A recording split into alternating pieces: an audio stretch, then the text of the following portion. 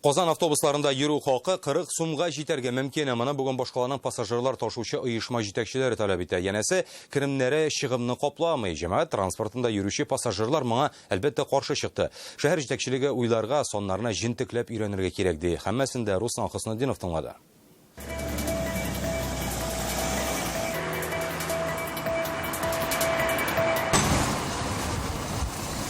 Автобусга утырдыңмы, юл хакын түләргә онытма. Бу елның февраль аеннан башлап ул 27 сум, ләкин киләчәктә транспорт картасы белән 31, акча белән түләгәндә 40 сумга кадәр күтәрелергә мөмкин. 2018 ел нәтиҗәләре буенча Казан автотранспорт предприятиеләре 1 миллиард сумнан артык зыян күрә. Бу запчастларның һәм ягулык өчен бәяләрнең артуы, шуңа да халык ташучылар кичекмәстән юл өчен бәя хакы артуны сорый.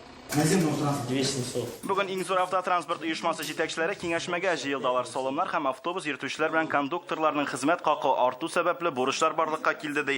Янәсе юл хакын арттырмыйча хәлдән чыгып булмый. Только по нашему предприятию долг перед поставщиками составляет порядка 40 миллионов рублей. Без бүгенге сорыйбыз проездны күтәрергә 30 сумга безналичный расчет өчен.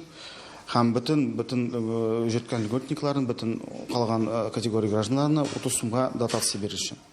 И наличный проезд өчен күтәрергә 10 сумга күбрәк. Но бу проблема бетерергә кондукторлар, водительләргә серый рынокта чыгып китәргә бишенде. Белыйга булсын. Әлегә һәр оешма хакимият белән аңлашып эшлибез диләр, ләкин бу юлы бәя күтәрелмәсә судка барырга җыйналар.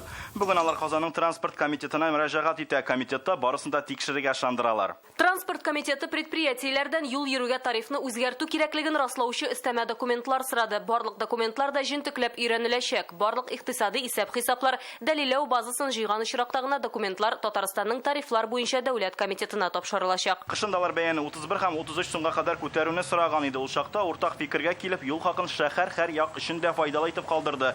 Тик ярты ел эчендә тагын бәя күтәрелүен көтмәгән халык кискен каршы. Дөрес түгел инде. Безгә бик авыр инде.